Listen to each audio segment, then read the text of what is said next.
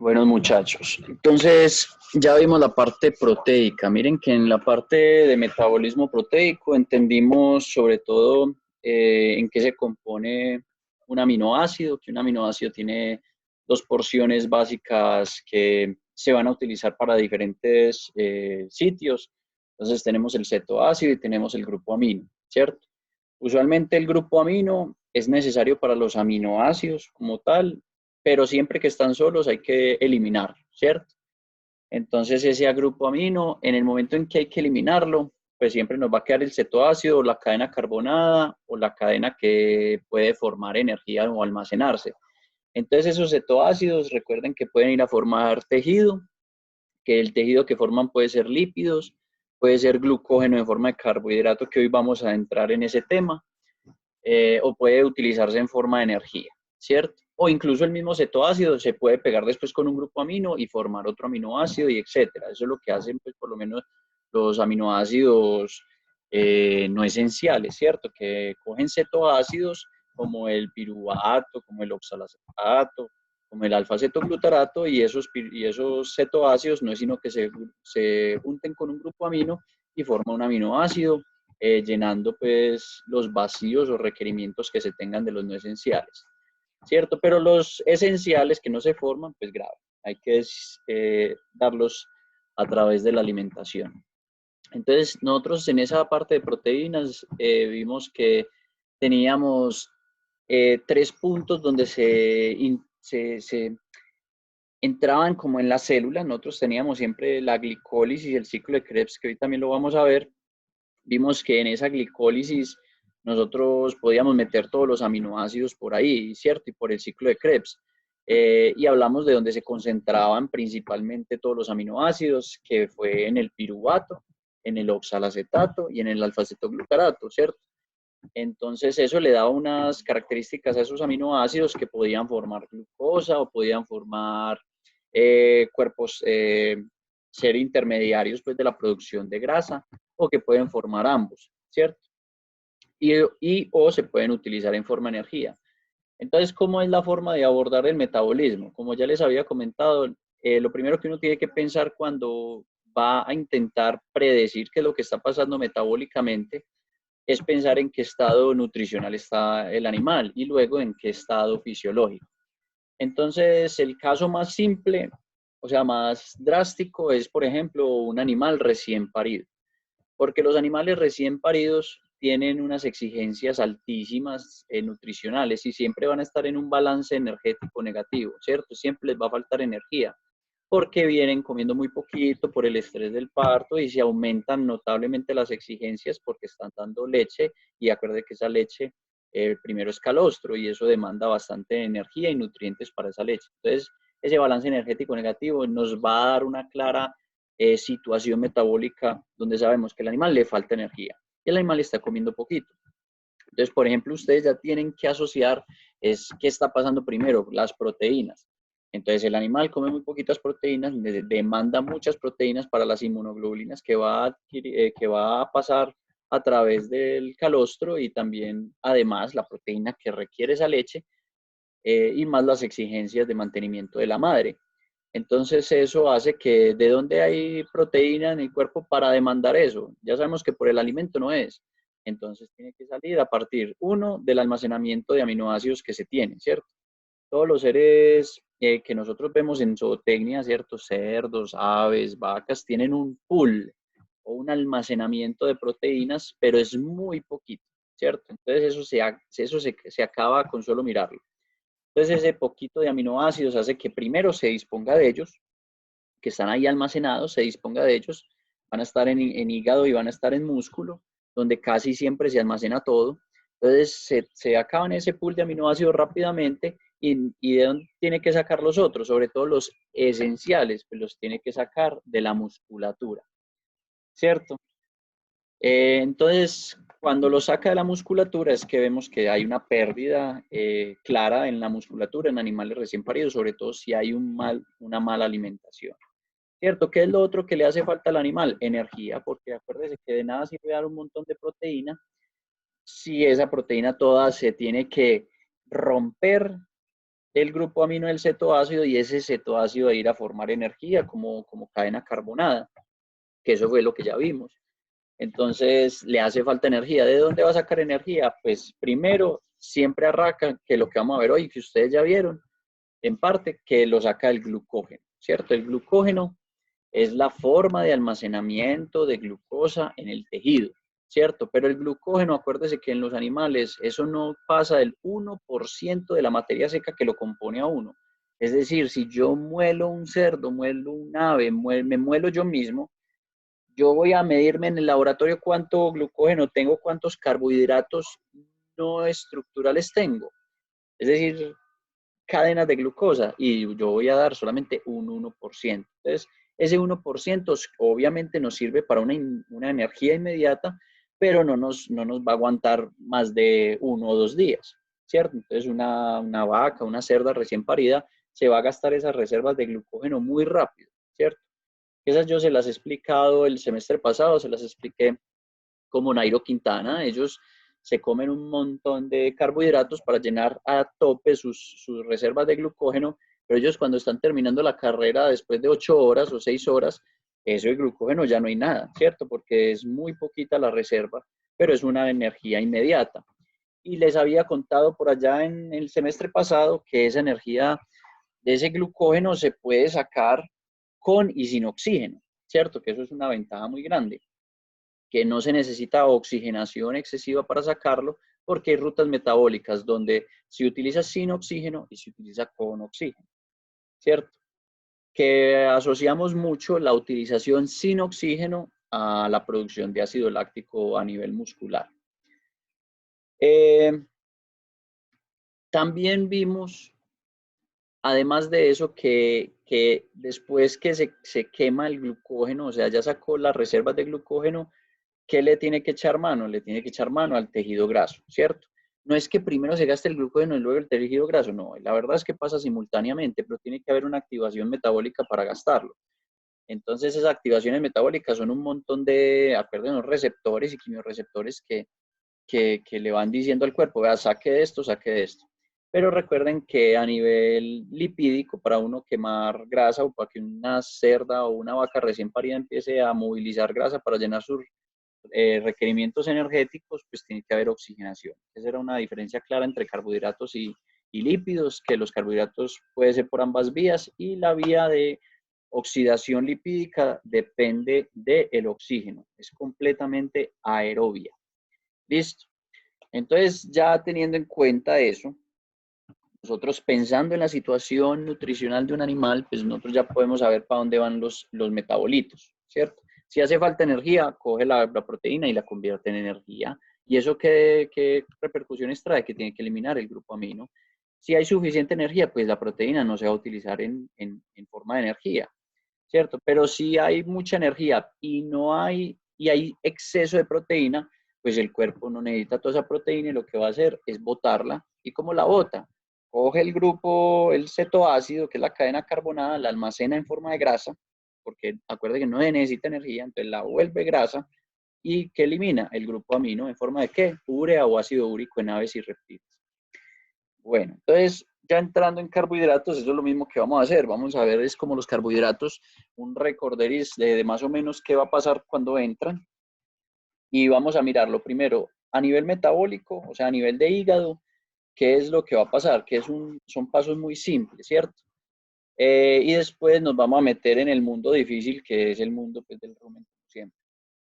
Entonces, a manera de recuerdo, todos los carbohidratos entran por la boca. Acuérdense que los carbohidratos eh, pueden provenir de esas tetrosas, pentosas, hexosas, ¿cierto? Que son esos monosacáridos que ya habíamos visto y que espero que recuerden.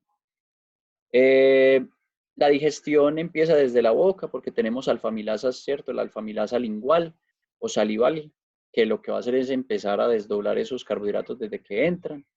Esas amilasas necesitan un pH muy neutro, entonces vamos a estar hablando de un pH de 7, que lo vamos a encontrar mucho a nivel bucal y lo vamos a encontrar mucho a nivel de intestino, en duodeno, cuando la secretina, la hormona, hace que se libere del páncreas un montón de bicarbonato que neutralice esa cantidad de ácido que proviene del estómago, ¿cierto? Estas enzimas no van a trabajar muy bien, sobre todo lo de los carbohidratos, no van a trabajar muy bien en pHs ácidos. Sin embargo, en el rumen no pasa tan similar. En el rumen cuando está en 7 el rumen, que es como el pH que esperaríamos que siempre estuviera, porque eso da unas condiciones para el animal muy, muy cómodas. Cuando damos altas cantidades, miren que se fue.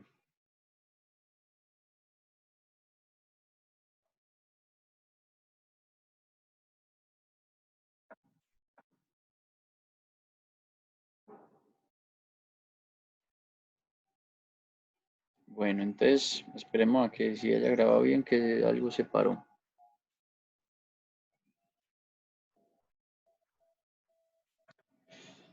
Bueno, entonces en el rumen, como les venía contando, esperamos a que el pH normalmente sea de 7, ¿cierto? Eso da como una condición de sanidad a nivel ruminal. Sin embargo, cuando damos granos, se va a ver una alta fermentación y esa alta fermentación va a producir altas cantidades de ácidos grasos volátiles y como dice su nombre, son ácidos grasos volátiles que van a disminuir el pH del rumen, ¿cierto? Y se empieza a disminuir 6,8, 6,5, 6,2 y cuando estamos entre 5,8 y 6,2 o incluso hasta 6,5 ya se van a beneficiar otro grupo de bacterias. Y son otro grupo de bacterias que son las amilolíticas. Entonces miren que no es igual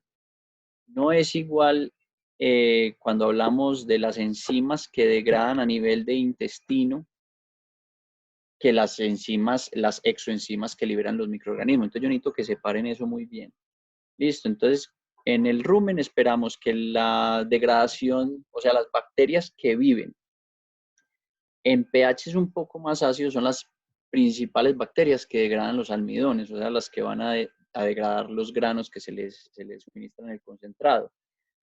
Pero cuando hablamos del intestino, yo necesito que ustedes sepan que esas enzimas o esas alfamilasas necesitan un pH neutro para poder funcionar. En el momento en que se baja el pH, ellas se desnaturalizan, ¿cierto? Bueno, listo. Entonces, la digestión del almidón ocurre desde el estómago, teniendo en cuenta la boca, ¿cierto? Y ya en el momento en que llega al páncreas es donde van a estar la mayoría de enzimas degradadoras de almidón. Listo. Esto es un recorderis de cuando nosotros vimos toda la parte hormonal. Entonces, ahí en la parte hormonal recuerden que necesitábamos todas esas enzimas todas esas, necesitamos la gastrina para la producción del ácido clorhídrico, la secretina, que era la que me secretaba del páncreas y del hígado, los jugos pancreáticos y los ácidos biliares, luego necesitábamos ver a nivel la colecistoquinina que daba saciedad a corto plazo, luego la somatostatina, hemotilina que daba el movimiento y la somatostatina que terminaba el proceso, ¿cierto? Entonces, por favor, ¿se acuerdan de eso? Y estas hormonas pues van a hacer la liberación de las diferentes enzimas que libera el páncreas.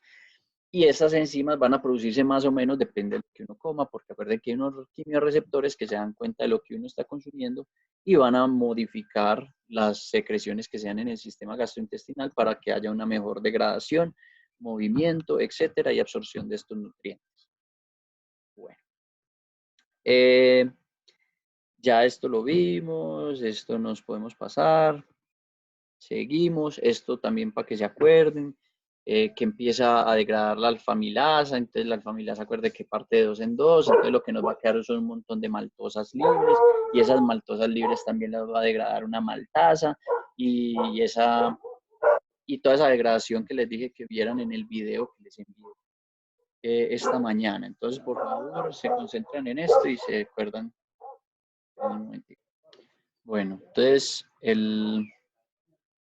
entonces recuerden cómo se degradaban eso, cómo se rompían, de dónde provenían, y miren que van quedando los disacáridos que ya habíamos visto, que es la maltriosa, bueno, que son tres, las destrinas límites, las maltosas y las glucosas, ¿cierto? Y cómo esas maltosas la iba a agarrar la maltasa, aquí la isomaltasa y también las maltriasas. para que todo quede en glucosa solamente, ¿cierto? Recuerden muy bien las que vimos, la maltasa, sacarasa, isomaltasa y lactasas, que acuerden que no hay en aves, el tipo de enlace que rompe y en qué va a quedar. Todo mire que queda en glucosa, la sacarasa en glucosa y fructosa, que es el disacárido, glucosa y glucosa más galactosa. Listo, rápidamente vamos viendo eso. Y aquí ya sí vemos, entonces, ¿qué es lo que vamos a obtener? ¿Qué es lo que vamos a obtener a nivel del intestino? Entonces, ojo pues, los carbohidratos que provienen almidón, disacáridos y monosacáridos. Eso es lo que nosotros consumimos, ¿cierto? El almidón empieza desde la amilasa lingual, pero también hay amilasas que a nivel de intestino empiezan a degradar eso. ¿Y qué nos va a quedar de esas amilasas que van a caer esas cadenas de almidones? Pues va a quedar maltosa e isomaltosa. ¿Y quiénes las agarran? Pues las enzimas en el intestino, que son las maltasas y las isomaltasas. Y todo lo que es almidón va a quedar en glucosa, ¿cierto? Y esa glucosa es la que va a tener la absorción intestinal para llegar al torrente sanguíneo. Listo. Luego tenemos los disacáridos, ¿cierto? Y estos disacáridos podemos tener lactosa, sacarosa, y esa lactosa y sacarosa, miren que estos también son disacáridos, la maltosa y la maltosa, pero no lo estamos asociando al almidón. Entonces estos disacáridos los que nos quedan son la lactosa y la sacarosa. La lactosa, cuando la agarro una lactasa, pues me quedan galactosa y glucosa. Y luego tenemos una sacarosa, que la sacarosa me la agarro una sacarasa y simplemente me queda en fructosa y glucosa. Entonces, ¿qué va a entrar al torrente sanguíneo? Pues vea, pura glucosa, galactosa, glucosa, fructosa y glucosa. ¿Cierto? Miren que al fin y al cabo nos entra solamente galactosa, glucosa y fructosa. Esos son los únicos tres azúcares que nosotros tenemos que saber qué va a ocurrir con ellos en el torrente sanguíneo, ¿cierto? Y vamos a ver que en el torrente sanguíneo, tanto de la vaca como del cerdo, como del ave, es la misma cosa, pues es muy similar. Hay unas diferencias que después las vamos a ver, ¿cierto? Pues que las vamos a ir viendo de a poquitos, porque, por ejemplo, ejemplo número uno, las vacas son gluconeogénicas, ¿cierto? Ellas, como les llega tan poquito azúcar por culpa de que todo el azúcar, todas estas glucosas, fructosas y galactosas, eso desaparece en el rumen, eso llega a las bacterias y ellas se comen todo. Entonces la cantidad de glucosa que entra al torrente sanguíneo no es ni comparable con la que le entra, por ejemplo, a un cerdo o un ave. Entonces, ¿qué va a pasar? La vaca no tiene glucosa en la sangre, tiene muy poquita glucosa, pero depende de la glucosa como todos los animales.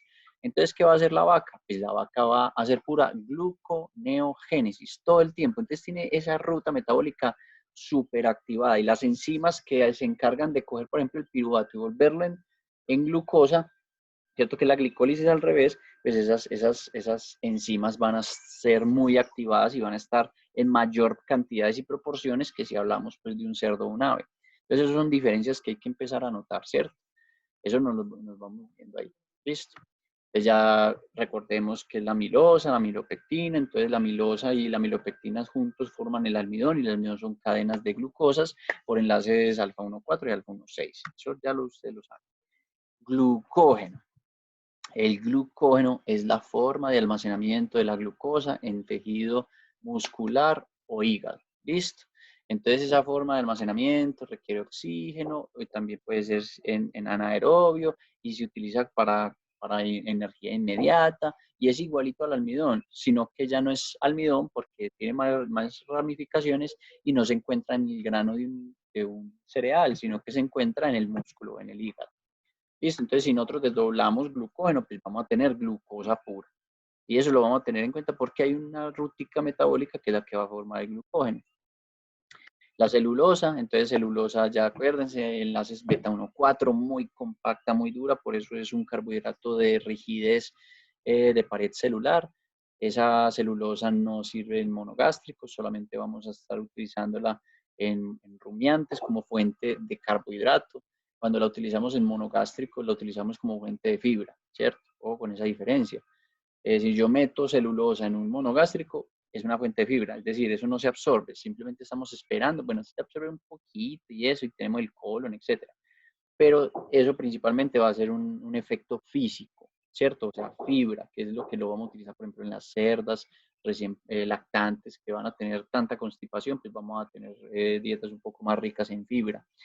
Pero cuando lo damos en rumiantes, pues esa celulosa efectivamente se va a romper en un montón de glucosas que van a entrar al torrente, pues que van a fermentarse en ese rumen y todo lo que salga de esa fermentación, pues va a nutrir la vaca, que eso es lo que vamos a ver, ¿cierto? Esos ácidos grasos volátiles, ese lactato, ese etanol que se produce ahí, ese montón de gases, amonio, hidrógeno, metano, todo eso se está produciendo en el rumen y eso proviene principalmente de este tipo de carbohidratos como la celulosa. Listo. Ya tenemos entonces aquí el ejemplo de los homopolisacáridos, que simplemente porque todos son glucosa solamente, entonces homo igual, polisacárido de diferentes monosacáridos, pues grupos del mismo monosacárido muchísimas veces. Entonces todo esto, si usted lo rompe, va a dar glucosa, ¿cierto? Entonces tenemos, un segundito, entonces, listo, son los tres ejemplos de los homopolisacáridos, que tenemos el almidón, que es el starch, el glicógeno, que es el glucógeno, y la celulosa, pues, ¿cierto? Y después teníamos la hemicelulosa como el otro, sino que este tiene heteropolisacáridos, tiene un montón de monosacáridos de todo tipo, entonces eso va a dar un montón de sustrato pues para el rumen. En el rumen se van a quedar en esos monosacáridos y van a haber unas fermentaciones ahí que van a también a dar lugar a ácidos grasos volátiles, etc. Listo. Bueno, esto simplemente es como es la digestión, pero en la digestión no tenemos como mucho que enfocarnos, porque miren que a pesar de que esto se ve como muy complejo, mire, es simplemente que todo se lleva hasta su monosacárido, entonces fructosa, galactosa y glucosa. Entonces, por ejemplo, empecemos por aquí, eh, tenemos secreción salivar y jugos pancreáticos que van a contener amilasas, ¿cierto? Amilasa lingual y la otra. Entonces, esas amilasas van a coger, por ejemplo, el almidón y que lo van a volver maltosa, dextrinas y maltriosa. ¿Y quiénes van a agarrar estos? Pues los van a agarrar cada enzima, ¿cierto? Cada enzima que degrada la maltosa como maltasa, la isomaltosa como isomaltasa. ¿Y hasta llegar a qué? Hasta llegar a glucosa. Y esa glucosa ya sí tiene a través de un mecanismo que se llama el GLUT2, que es el transporte que va a entrar a la célula epitelial del intestino, pues se va al enterocito y entra la glucosa, ¿cierto? A su vez, también tenemos, por ejemplo, lactosa proveniente de las fuentes lácteas. ¿Y qué va a coger la lactosa? Pues la va a coger la lactasa.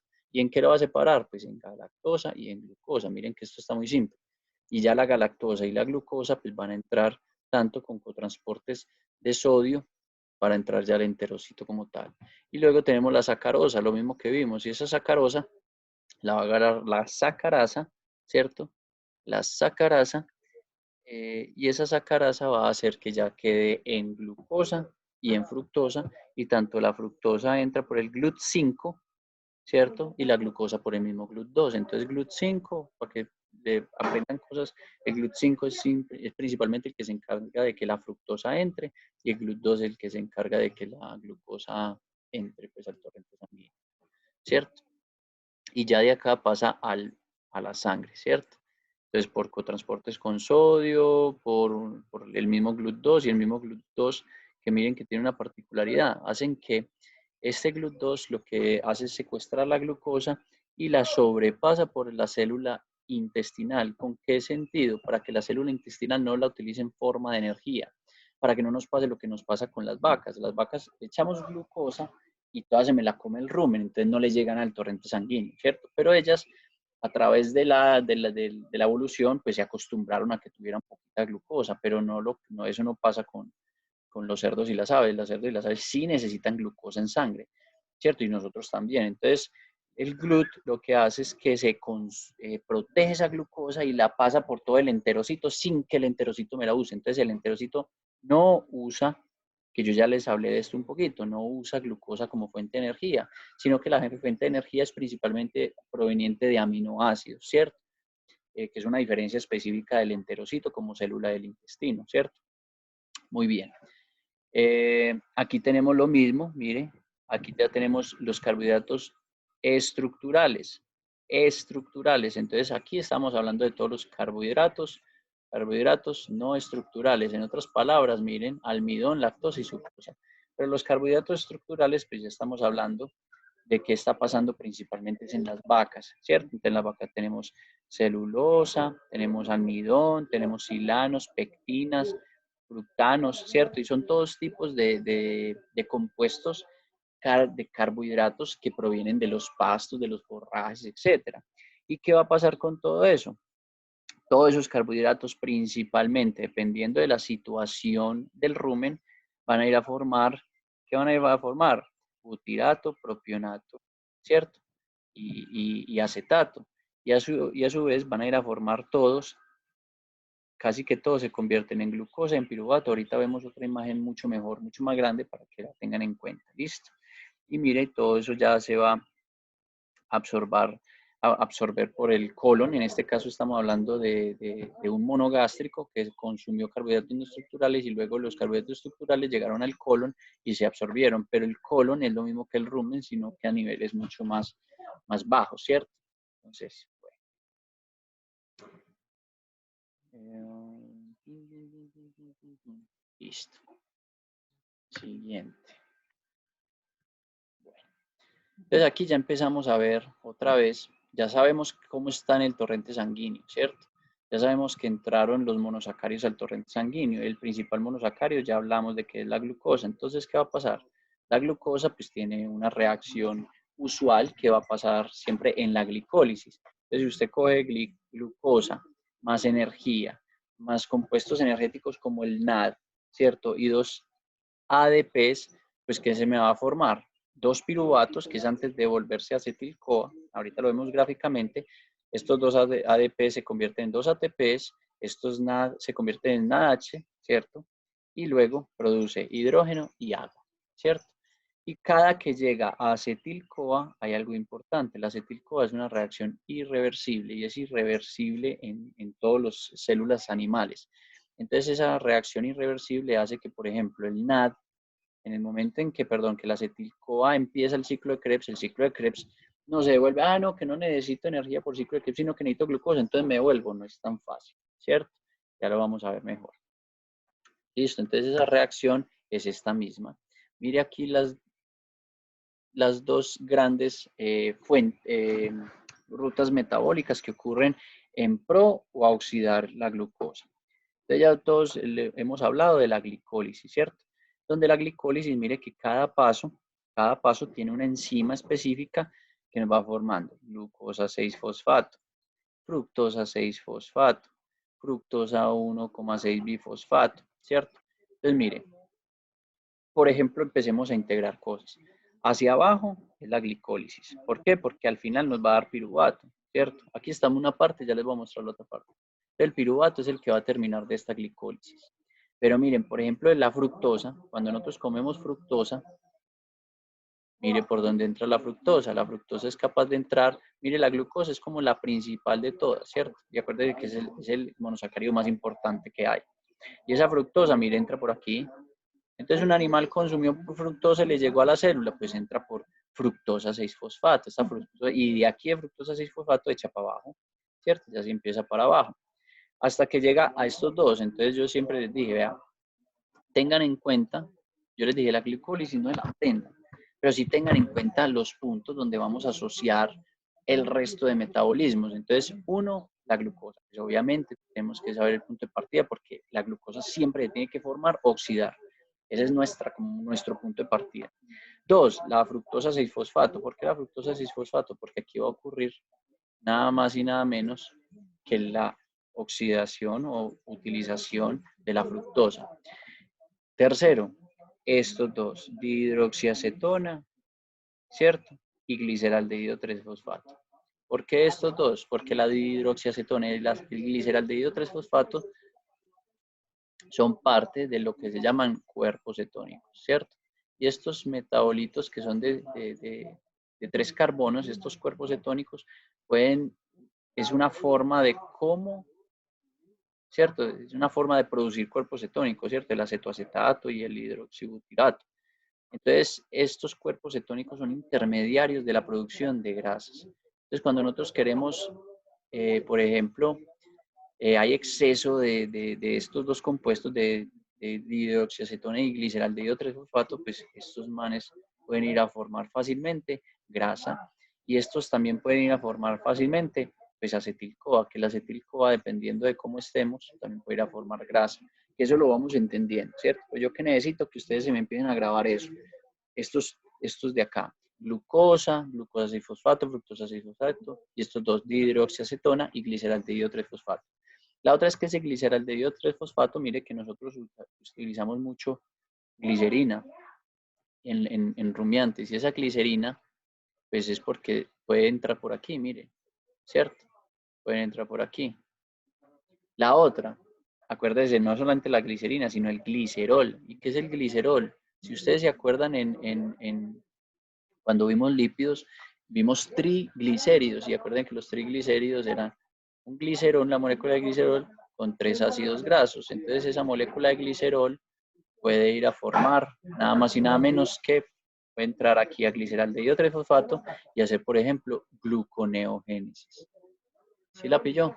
Entonces uno puede formar glucosa a partir del glicerol de un ácido graso, o sea, de un triglicérido, qué pena. Acuérdense que los ácidos grasos no forman glucosa. Entonces miren que todas estas cositas sí las necesitamos saber, ¿cierto? Vuelvo y repito. Nosotros, a partir de estos compuestos que les estoy diciendo que sí nos deberíamos de aprender, podemos saber lo siguiente, ¿cierto? Podemos saber lo siguiente. 1. La fructosa se oxida por acá. Entonces, si uno come fructosa, por ejemplo, las frutas, entra por ahí, ¿cierto? Estos dos son intermediarios para producir. Estos son un punto donde pueden producir grasas, ¿cierto? Acetil-CoA, o pueden ir a formar glucosa, ¿cierto? El acetil-CoA me quedó muy feo. Pero acetil-CoA, glucosa o grasa, ¿cierto? A su vez, por aquí es que vamos a utilizar, por ejemplo, el glicerol, ¿cierto? El glicerol. Entonces, mire que cómo nos vamos incorporando en la glicólisis, en el ciclo de Krebs, dependiendo de lo que necesite el animal y lo que le estamos suministrando. ¿Listo?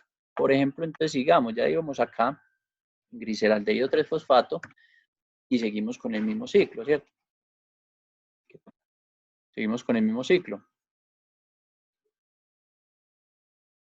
Ese mismo ciclo va a terminar acá, llegando a ¿qué? A 2 piruvatos. Y por aquí yo solamente necesito que tengamos en cuenta el fosfoenol piruvato,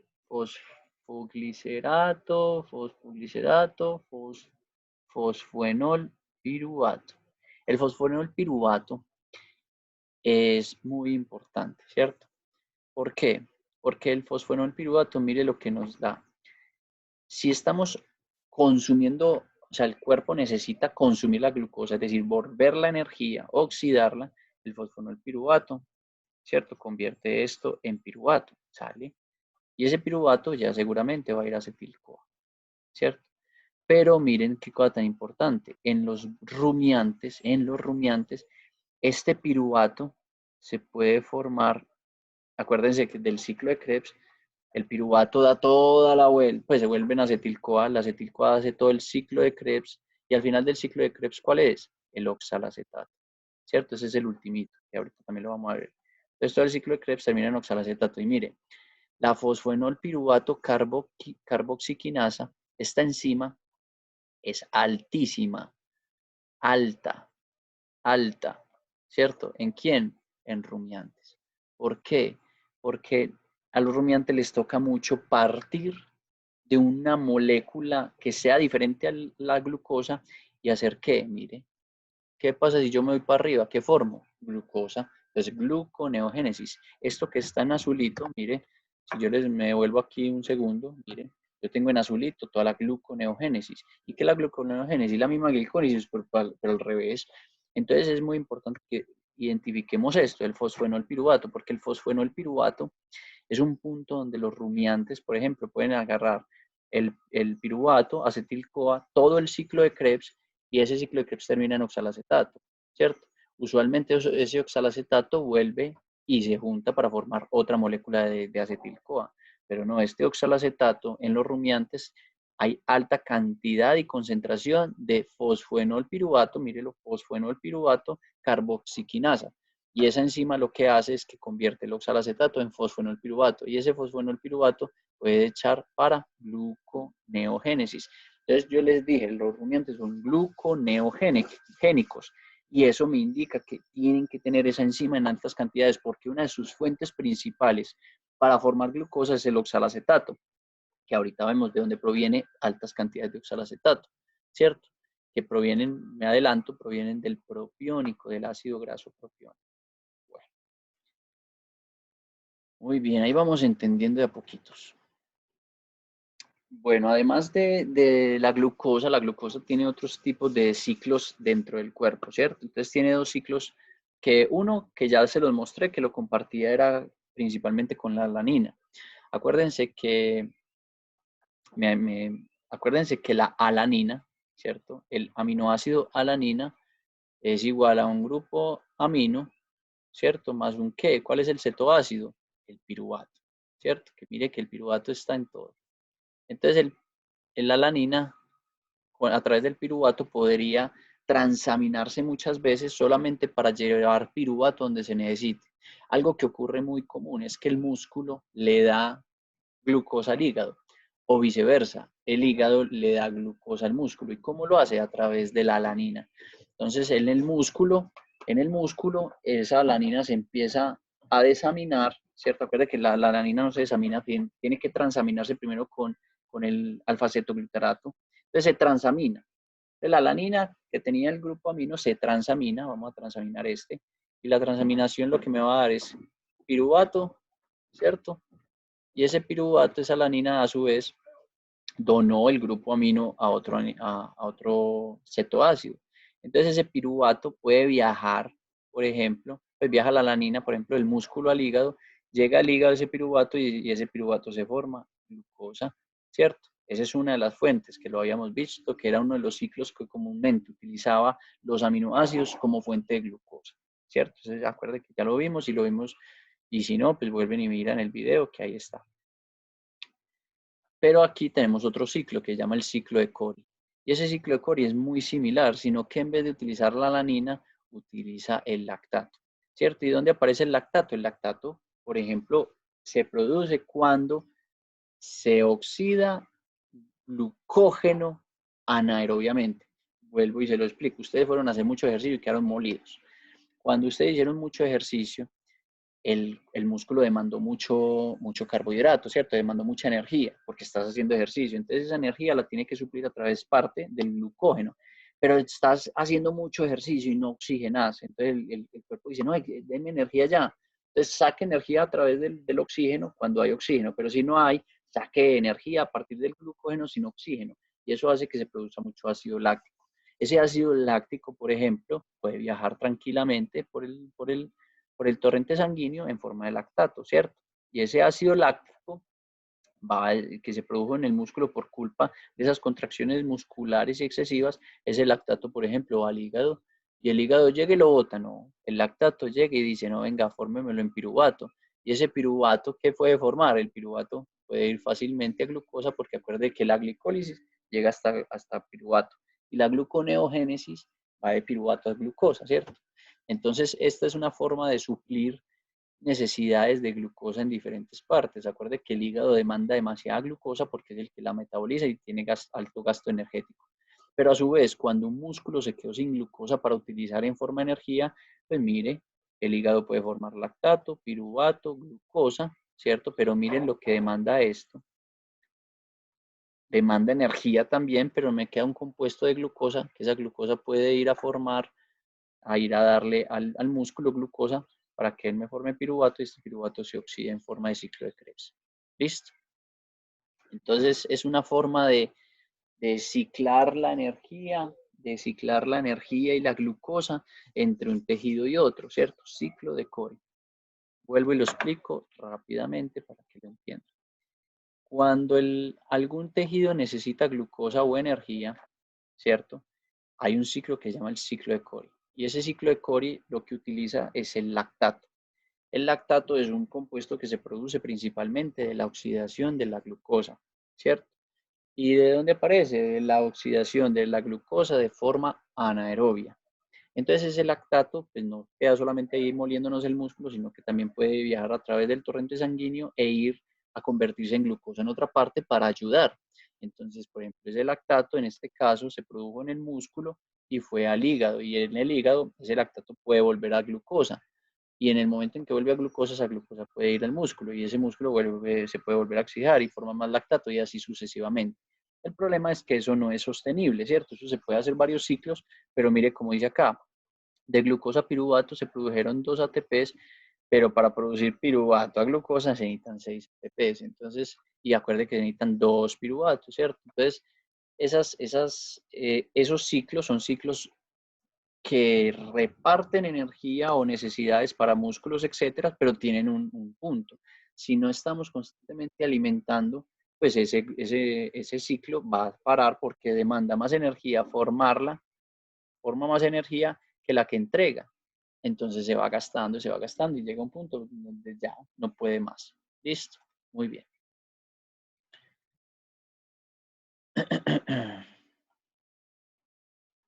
Listo. Entonces, recordemos aquí un poquito. Eh, En el intestino grueso, la celulosa y la hemicelulosa monogástrico, la celulosa y la hemicelulosa no son atacadas por las enzimas digestivas, entonces a nivel del intestino no nos va a servir para nada, ¿cierto? La celulosa y la hemicelulosa que ya había dicho. Pero en el grueso sí va a haber una fermentación, ¿cierto? Entonces, en estas fermentaciones siempre se va a producir ácidos grasos volátiles, ¿cierto? Entonces, aquí es donde yo digo, acuérdense que el intestino grueso es lo mismo que el rumen, pero en una versión muy chiquitica. ¿Listo? Entonces ahí va a pasar exactamente lo mismo. Bueno, ya vimos a grandes rasgos qué pasa en el torrente sanguíneo. Vimos cómo entra el carbohidrato al torrente sanguíneo, vimos cómo en el torrente sanguíneo esa glucosa puede viajar por todo lado. Entonces, cuando entra a las células, gracias a la insulina, que eso ya lo vimos, entra a la célula y la célula lo utiliza dependiendo de lo que en su estado energético. Me explico, si una célula no tiene energía, pues coge y hace glicólisis. Pero si, por ejemplo, una célula no tiene glucosa, pues coge otro compuesto y forma gluconeogénesis.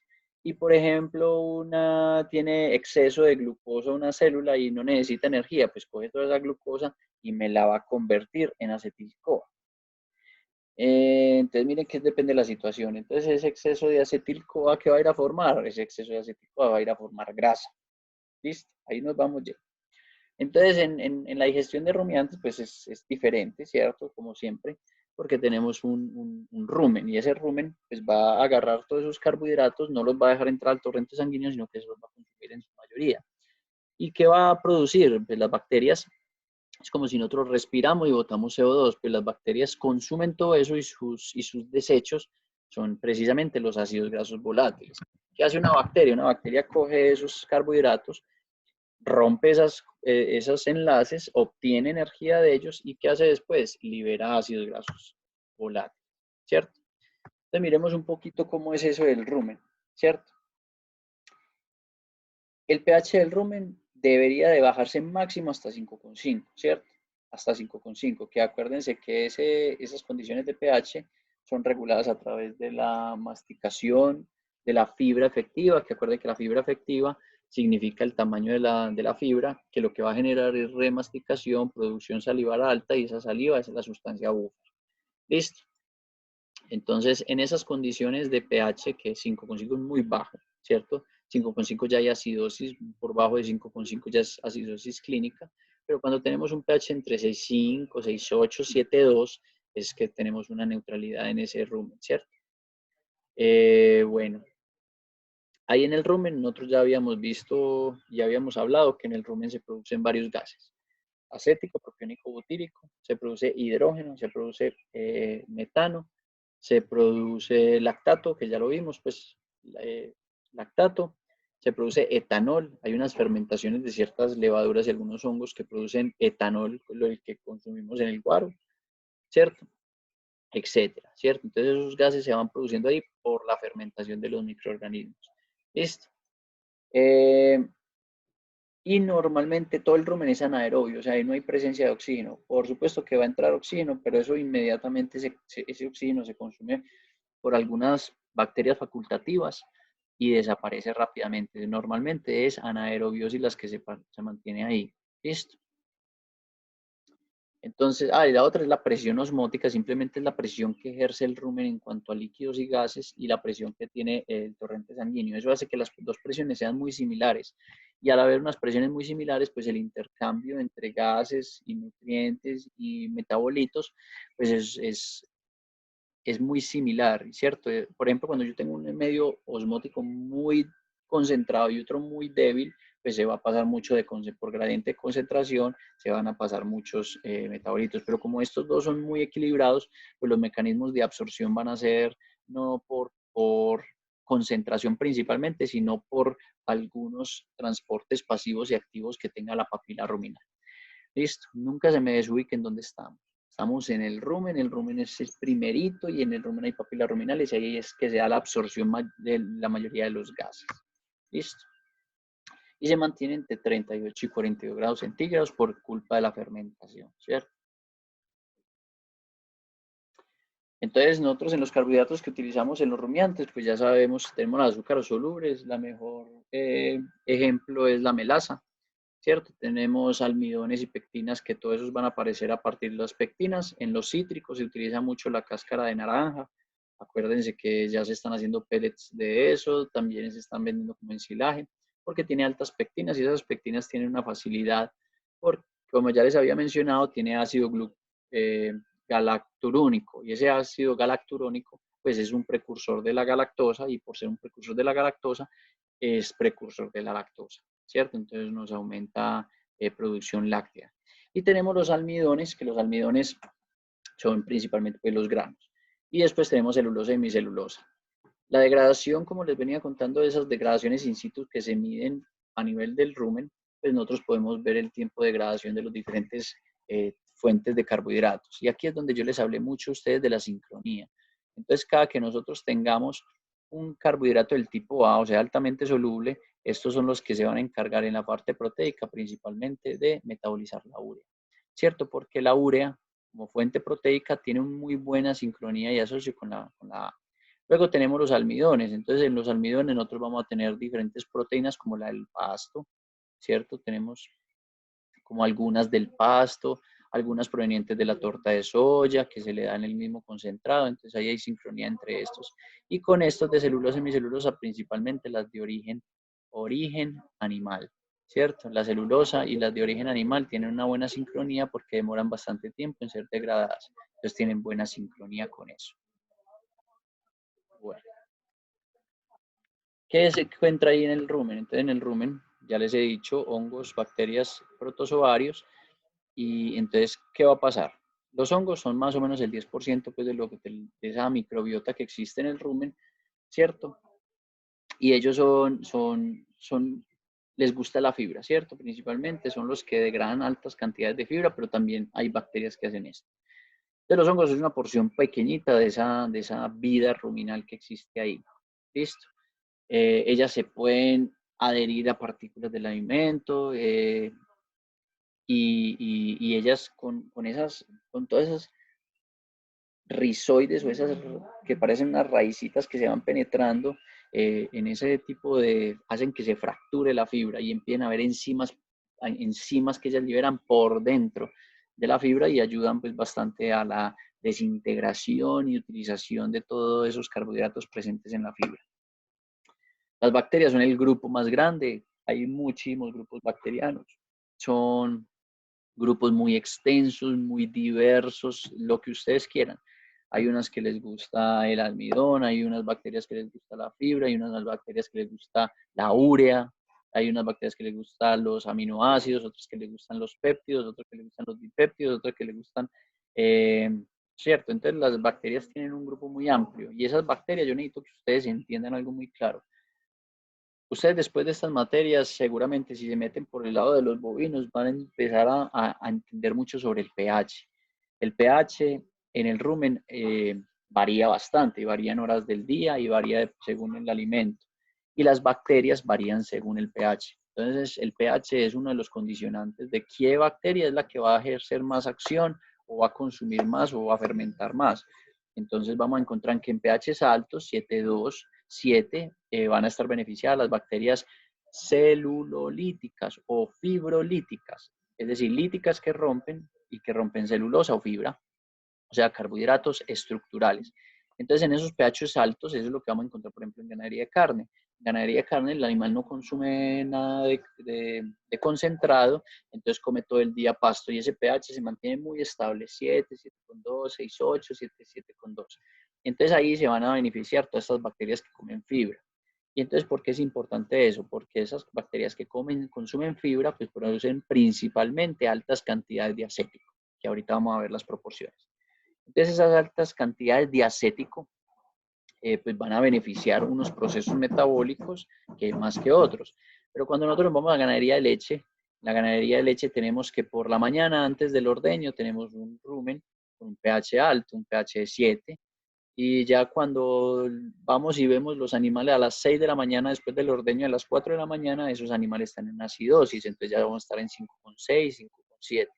Esos cambios de pH drástico hacen que cambien quiénes son las bacterias que van a mandar durante esos tiempos. Entonces, por ejemplo, cuando teníamos el pH en la mañana de 6,8 a 7, pues van a estar todas esas fibrolíticas haciendo fiesta, consumiendo fibra y etcétera, etcétera. Pero cuando damos el concentrado, y acuérdense que los pastos de ganadería de leche especializada son bajos en fibra, ellas les llega ese concentrado y entonces empiezan a fermentar mucho porque esos carbohidratos del concentrado son muy disponibles y fermentan mucho. Entonces ahí mismo se producen muchos ácidos grasos volátiles, baja bastante el pH y empiezan las fibrolíticas, las que venían haciendo rumba, se empiezan a sentir latentes, sosas, lentas. Entonces la tasa metabólica de ellas empieza a disminuir drásticamente.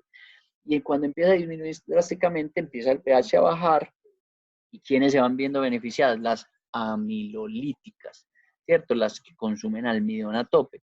Entonces esas empiezan a desactivarse y empiezan a fermentar el triple, ¿cierto?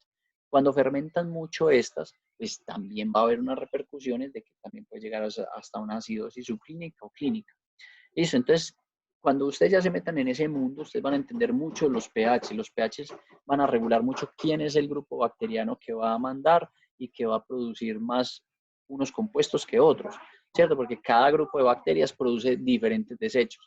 Entonces hay unas que producen más acético, unas que producen más propiónico y unas que producen más butírico, y unas que producen mucho metano, otras que producen mucho hidrógeno y otras que producen eh, mucho lactato, ¿cierto? Entonces, ojo con esto. ¿Listo?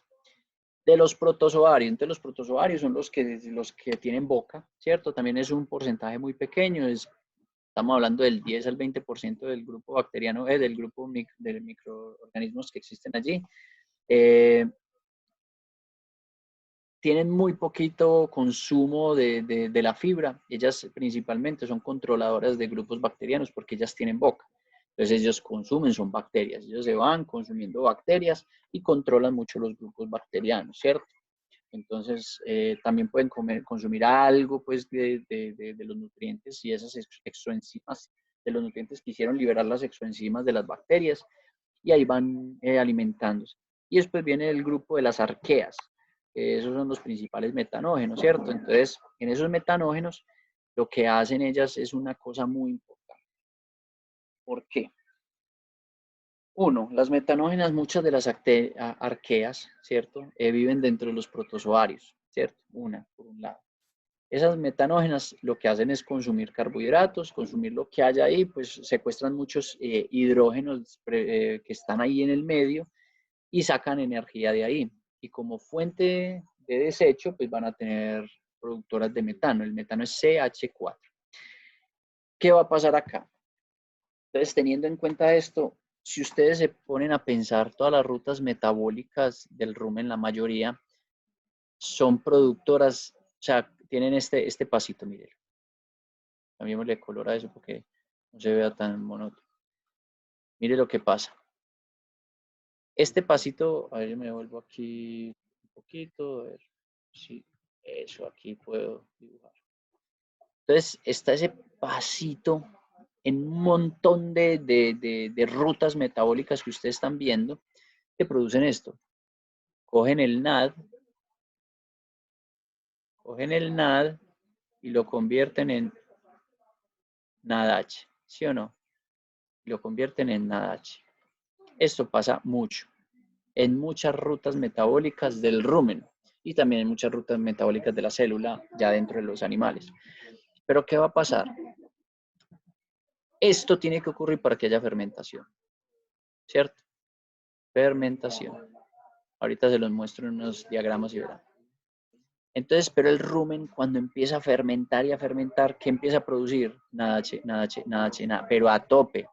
Y entonces todos los NAD que habían se convirtieron todos en NADH, ¿cierto? Entonces, por ejemplo, yo voy a convertir, no sé, un piruvato, vamos a ver otro pasito, voy a convertir el, voy a convertir el acetil-CoA dentro del rumen. Ojo que estoy en el rumen, no me he salido del rumen aquí en este código. Voy a convertir el acetil-CoA en acético, ¿cierto? En ácido graso acético, que eso es lo que hace el rumen, ¿cierto? Y ese acetil-CoA, para que pase eso, sí o sí necesita coger un NAD y ese NAD se convierte en NADH para poder lograr pasar de acetil-CoA a ácido acético, ¿cierto? Pero llega un punto donde es tanta la fermentación que todos los NAD se redujeron a NADH, ¿cierto? Entonces, cuando va a volver a ocurrir esto, digamos que va a volver a ocurrir, llega un momento donde, bueno, vamos a volver a acetilcoacético, pero no hay nada, no hay nada, no hay nada, ya todo está en NADH.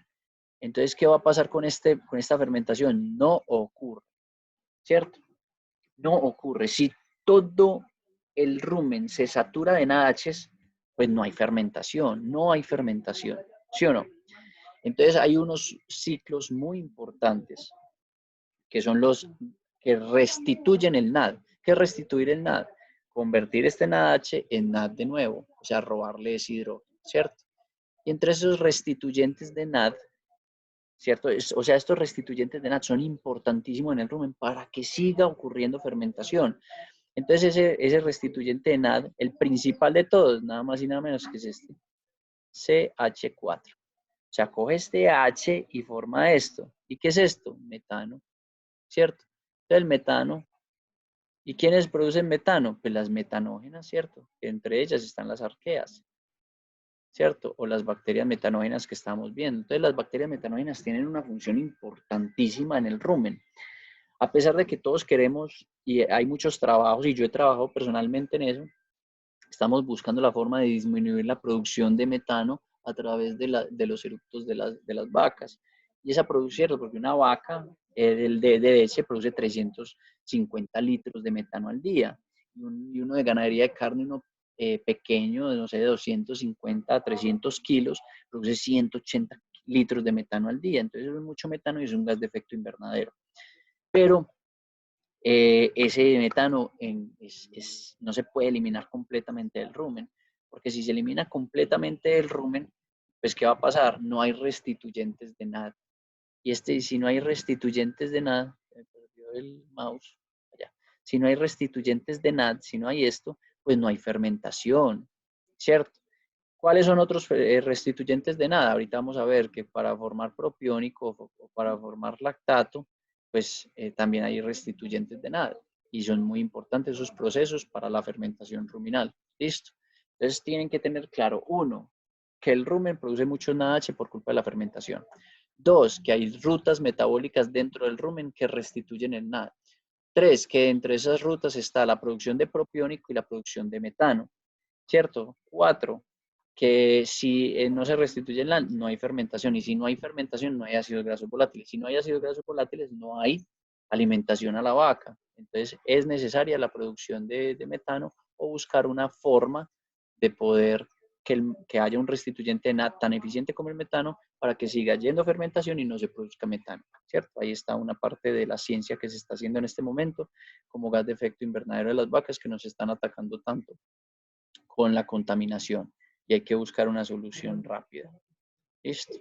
Bueno. Sigamos. Muy bien. Entonces ya como habíamos visto, a nivel del rumen, pues están todas las bacterias. Acuérdense que las bacterias dentro del rumen, ellas no tienen como, ellas no andan por ahí con una boca comiendo, ¿cierto? Entonces ellas tienen eh, unas terminales, ¿cierto? Si nosotros vemos una bacteria, está la bacteria, ¿cierto? Redondita, y tiene unas terminales que llaman glicocálix, ¿cierto? Entonces esos glicocálix van a ser unas glicoproteínas, unas glicoproteínas de adherencia, ¿cierto? ¿Y qué van a ser? De proteínas, ¿cierto? Glicocálix, ¿cierto? Y esas glicocálix van a ser las que les va a dar la oportunidad de adherirse a las moléculas de fibra. Entonces aquí en este diagrama vemos cómo estamos, ¿cierto? Miren todas estas cadenas lineales verdecitas, eso es celulosa, ¿cierto? Por esos enlaces beta 1,4. Y también tenemos por aquí un poquito como de una hemicelulosa, de unos almidones, ¿cierto? Entonces tenemos todo eso. Y esos almidones van a hacer que estas bacterias se peguen a través del glicocálix, se peguen de la fibra y cuando se pegan de la fibra empiezan a sacar a través de su pared celular, empiezan a sacar exoenzimas, por eso llaman exo, porque actúan afuera, exoenzimas. Y esas exoenzimas van a tener celulasas, semicelulasas, todo lo que va a degradar. Entonces, ¿qué va a hacer esto? Mírenlas acá, ¿cierto? Van rompiendo de a poquitos, van rompiendo pedacitos de eso. ¿Y quién va a aprovechar estos pedacitos? Pues no solamente las que están produciendo las exoenzimas, sino todas las bacterias que están acá. Entonces forman eso como un caldo de cultivo de carbohidratos pequeños, ¿cierto? Ya sean de disacáridos, de monosacáridos, y todas las bacterias van aprovechando constantemente lo que hay ahí. Entonces muchas veces una hace el trabajo, pero todo el mundo se ve beneficiado, ¿cierto? Así es más o menos como van pasando, ¿cierto? ¿Y qué se utilizan? Muchas de esas enzimas tienen una particularidad muy rara. Cuando nosotros veíamos una de las ventajas que tenía, por ejemplo, el glucógeno, cuando era ramificado, es que muchas enzimas podían empezar a degradar desde sus límites reductores. ¿Sí se acuerdan? Entonces tenían un montón de ramificaciones y cada enzima se podía pegar de un límite reductor. Pero aquí en el rumen tenemos endoglucanasas, ¿cierto? Entonces las endoglucanasas tienen la capacidad de romper por la mitad de la fibra y las exoglucanasas, ¿cierto? Pueden empezar por los extremos. Entonces, a diferencia de los monogástricos, ellas pueden ir rompiendo por todo lado y eso hace que dividan toda esa fibra y haya una mayor capacidad de utilización de esos monosacáridos que aparecen de ahí. ¿Listo? Uy, ya tengo la garganta seca. Bueno, sigamos.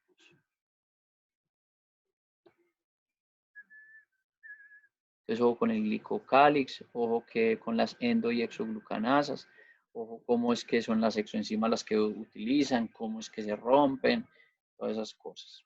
Listo. Bueno,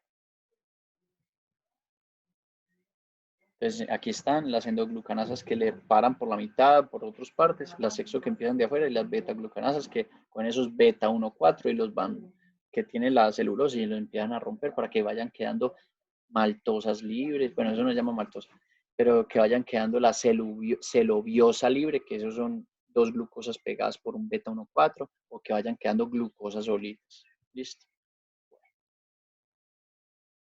Esto no nos fijemos, tranquilos. Esto es un diagrama muy básico de lo que podría pasar es a nivel del rumen. Entonces, cuando eh, tenemos, por ejemplo, celulosa, almidón o azúcares solubles, pues mire que todos estos tres están hechos de exosas. ¿Cuál exosa? Pues la glucosa, ¿cierto? Pura glucosa. Pero también tenemos las semicelulosas. Las semicelulosas, acuérdense que tenían pentosas, que eran de 5 carbonos, y tenían las hexosas, que entre las hexosas tenía también muchas. Las hexosas, acuérdense, son glucosa, fructosa, galactosa y manosa. Y todas esas hexosas también van a haber unas pentosas, y esas pentosas todas, y también la pectina, que acuérdense que son de los carbohidratos estructurales, son hemicelulosa, celulosa, lignina y pectina, De las pectinas también son heteropolisacáridos. Entonces, la hemicelulosa y la pectina, que son heteropolisacáridos, pueden formar, uno, pentosas, ¿cierto? A su vez pueden formar hexosas, como la glucosa, ¿cierto? Y esas pentosas, esas monosacáridos pentosas y esos monosacáridos hexosas, pues van a ir a dar ¿qué? Van a ir a terminar principalmente en forma de glucosa o en forma de piruvato para ir a formar ácidos grasos volátiles. ¿Listo? Entonces depende de donde provenga. Todo lo que provenga de hemicelulosa y pectinas van a tener muchas pentosas. Y todo lo que sea celulosa, almidón y azúcares van a formar, son hexosas, o sea, glucosas, malosas, maltosas, glucosa, galactosa, fructosa y manosa. Por eso es que necesito que ustedes se hayan visto los otros videos y estén muy claros en que es una pentosa, una hexosa. ¿Listo? O con eso. Listo. Si ustedes miran este diagramita, aquí estamos desde media glucosa. Pues porque media glucosa es para decir que tenemos un piruvato. Porque acuérdense que una molécula de glucosa forma dos piruvatos. Entonces vámonos acá.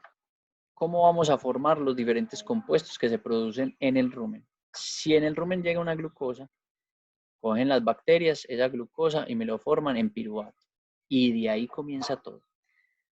El piruvato puede entrar, el piruvato en el rumen puede hacer varios viajes. Primer viaje más común, el normal del ciclo de Krebs. ¿Cuál es el normal del ciclo de Krebs? Formar acetil-CoA, ¿cierto? Que acuérdense que el acetil-CoA es la primera molécula del ciclo de Krebs. Cuando forma acetil-CoA, el acetil-CoA puede formar tres cosas. O sea, es el principal productor. El primero, más importante del acetil-CoA es acetato, ¿cierto? Es el acetato. ¿Listo? En la producción de acetato se va a producir NADH. Ya les había comentado, ¿sí o no? Pero en esta gráfica también tenemos los restituyentes del NAD.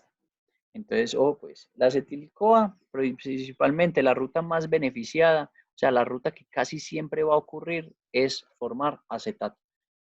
Entonces, cada que haya acetil-CoA en el rumen, la mayoría se va a ir a acetato. Y acuerden que el acetato es el principal ácido graso volátil que hay en el rumen. Segunda ruta que puede hacer el acetil-CoA es producción de etanol. El etanol igualito como lo conocemos en el guaro. ¿Y qué va a pasar en ese etanol? Mire, el etanol es un restituyente. ¿Listo? Entonces, ojo pues con esto, no nos van a olvidar. Voy a anotar así los restituyentes del NAD. Venga, pongámosle esto incluso así bien grande, vea. Los restituyentes del NAD. El etanol, primer restituyente de NAD. Que cuando se produce etanol en el rumen, se puede potencializar la fermentación porque cogió el NADH y lo convirtió en NAD para poder llegar a etanol y ese NAD puede ir a entrar en otro ciclo. ¿Listo? Y después tenemos también a través del piruvato, del acetil-CoA, es la formación de butirato. ¿Y qué vamos a tener en formación de butirato? Otro restituyente del NAD. ¿Listo? Entonces aquí podemos ir anotando restituyentes del NAD. La ruta del etanol, pero pongámoslo aquí. Acetil-CoA, etanol. ¿Cierto? Tenemos la ruta de acetil-CoA, butirato. ¿Cierto? Butírico, ácido graso butírico, ¿cierto? Muy bien, sigamos a ver. La otra, pero cuando se produce a partir del acetil-CoA, el acetato, ahí sí no, antes es un productor de NADH, ¿listo? Entonces no nos conviene ahí. Sigamos, si tenemos el butirato, ¿cierto? Si tenemos el butirato, también nos podemos ir por la ruta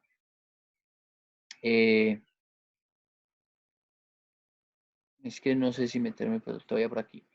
El piruvato, ¿cierto?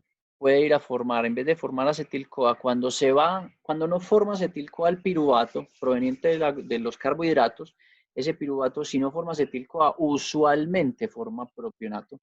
Entonces, si yo tengo una glucosa dentro del rumen y no formo acetil-CoA, por alguna razón, se me convierte en propiónico. ¿Cómo así? Mírelo acá. Primera ruta, el piruvato tiene dos rutas en formación de propiónico. Primera ruta, a través del lactato, ¿cierto? Y la ruta del lactato, volvemos y decimos, es una ruta que restituyente, mírela acá, restituyente. ¿Listo? Muy bien. ¿Y me va a formar qué? Me va a formar propiónico. Y mire, y es doblemente restituyente. Es algo que para piruvato a lactato restituye un nada. Y para pasar de lactato a propionato, mire, restituye otro. Entonces es altamente restituyente. ¿Listo? Y vamos a colocarlo también por aquí en el texto. No sé si puedo entrar aquí a otro texto. Tenemos aquí que va de piruvato, lactato, la ruta del lactato a propiónico. ¿Listo? Esa es una ruta que también son las rutas que restituyen.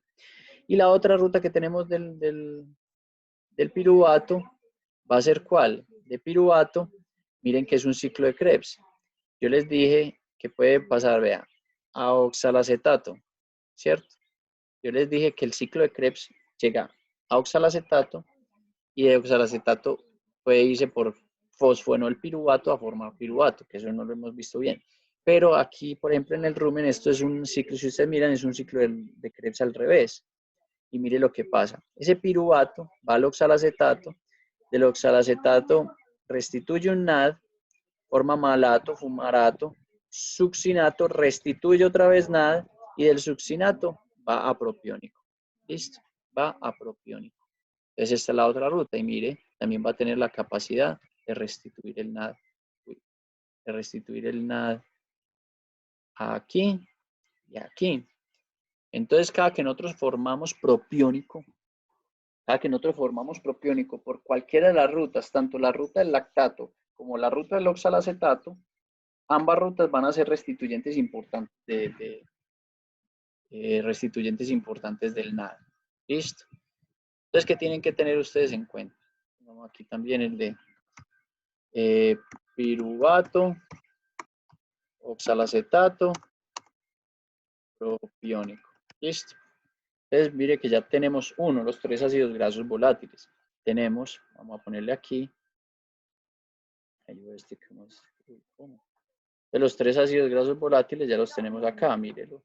El acético, el propiónico, por 2 rutas, el propiónico y el butírico. Mire, así son las fuentes de cómo se producen a partir de los carbohidratos todos los ácidos grasos volátiles.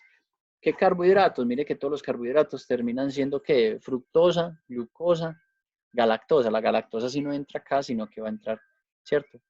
Se forma esto a partir de glucosa y todos van a terminar en ¿qué? En piruvato. Entonces, el piruvato, ¿qué necesito que se me aprendan de acá? Pues, 1. El piruvato es el punto de partida. Si el piruvato se produce en acetil-CoA, solamente se va a producir acético y butírico. Ya. ¿Sí o no? Si el piruvato se va por otra ruta que no sea acetil-CoA, se me va a ir o por lactato o por oxalacetato. Si se me va por lactato, me produce propiónico, y si me va por oxalacetato, produce propiónico, ¿cierto? Y el propiónico es el principal restituyente del NAD, ¿cierto? Entonces el propiónico, cuando yo doy granos, o sea, concentrado a las vacas, pues, ¿qué va a pasar? 1, la fermentación se aumenta bastante. En el momento en que la fermentación se aumenta bastante en el rumen, disminuye el pH. Y si disminuye el pH, se van a ver beneficiada un grupo bacteriano que principalmente producen propiónico. Entonces, el concentrado es sinónimo de propiónico y el sinónimo de propiónico es sinónimo de restituyente del NAD. Y si es restituyente del NAD es sinónimo de alta fermentación. Y si es alta fermentación, significa alta producción de ácidos grasos volátiles y también es puede ser una acidosis grave. Listo. Y ese propiónico, ya después vamos a ver cómo entra al torrente sanguíneo y ese propiónico se me convierte en algo, el acético en algo y el butírico en algo, sino que para ir digiriendo esto, pues no les voy a meter toda esta clase hasta por allá, porque es bastante, ¿cierto? Entonces, ojo con los puntos de restitución del NAD, ojo para dónde agarra el piruvato, si acetil-CoA o parapropiónico, y que el acetil-CoA me forma o acetato o butirato o etanol. Y la ruta del etanol también es una ruta que me va a restituir el NAD. ¿Listo? Pues con esto. ¿Cuándo se va a producir propiónico? cuando se beneficien más las bacterias que produzcan propiónico. ¿Cuándo se va a producir más acético? Cuando tengamos mucha celulosa y un pH alto, ¿cierto? O sea, mucha fibra. Listo, eso con eso. Uy, es más fácil dar clase que esto. Aquí se le desgasta a uno, lo que uno dice en una hora es como 6 horas en clase.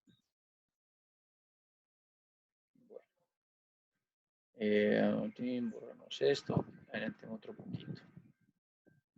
¿Qué hora es? Muy bien. Entonces, esa saliva se va a utilizar mucho para el control del pH. ¿De dónde viene esa producción de bicarbonato? Yo ya se los dije a ustedes en nutrición. La principal fuente de regulación del pH que tenemos nosotros en el cuerpo, y no se nos puede volver a olvidar, es la producción de ácido carbónico. Entonces, cuando nosotros en el cuerpo tenemos altas cantidades siempre de CO2 y agua, mírenla acá. Y ese CO2 y agua constantemente se está asociando y disociando. Por eso las dos flechitas para ambos lados. ¿Y en qué se asocia y disocia? Se asocia en ácido carbónico y se disocia otra vez en CO2 y agua. Pero entonces el cuerpo es muy sabio. Cada que tengamos ácido carbónico, aparece la anidrasa carbónica, ¿cierto? Y la anidrasa carbónica, ¿qué beneficio tiene? Que coge este ácido carbónico y me lo vuelve bicarbonato y me lo vuelve hidrogeniones. ¿Cómo hago yo para disminuir el pH? Para disminuir el pH necesitamos hidrogeniones. Acuérdense que el pH significa la concentración de hidrogeniones. ¿Y qué necesitamos para aumentar el pH? ¿Cierto? Es la cantidad de bicarbonato, que es un medio buffer. Entonces, a través de esta, que ya lo tienen que aprender porque lo van a ver muchas veces en su vida, el ácido carbónico que se produce en el cuerpo cuando hay presencia de anidrasa carbónica, se regula el pH. Y todo este bicarbonato, ¿dónde va a dar? A la saliva. ¿Y dónde va a ir este hidrógeno? Al abomazo, o sea, al estómago verdadero. ¿Por qué? Porque ese hidrógeno se me junta con el cloro y me forma nada más y nada menos que HCl, ácido clorhídrico, para que se degrade las proteínas, desnaturalicen las proteínas a nivel del abomazo o estómago glandular del rumiante. ¿Listo? La producción de saliva es altamente importante. La producción de saliva depende de la fibra. Puede producir, cuando nosotros tenemos una vaca que consume granos, la producción de saliva es de 40 litros. Cuando consume pasto, la producción es de 150 litros. Entonces eso es alta diferencia, alta cantidad de sustancia buffer que nos va a mejorar las condiciones del rumen. Cuando nosotros utilizamos altas fuentes altas cantidades de concentrados, tenemos que tener en cuenta la fibra efectiva, o sea, el tamaño de la fibra con que se le da al animal para que haya mayor remasticación y mayor producción de saliva.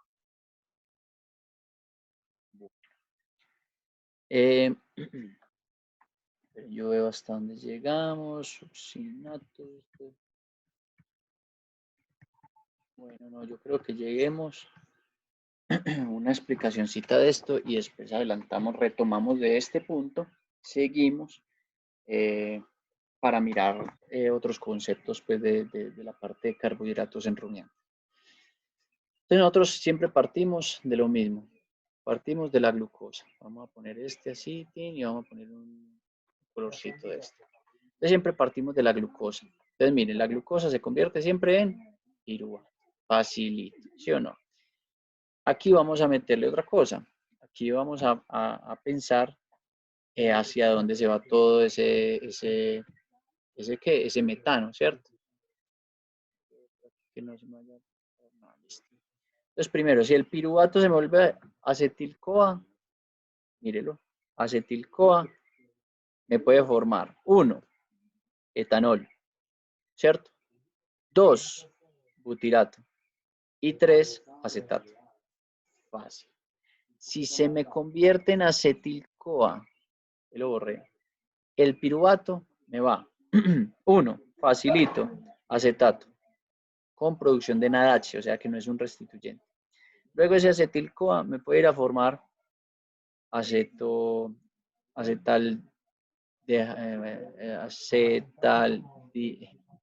dihydride, ya me olvidó cómo se dice en español, ¿cierto? Y pasa a formar etanol. Y en este hay restituyente. restituyente de NAD por este lado. ¿Listo? Bueno, espérate un momentico. Esperen un segundito que me están...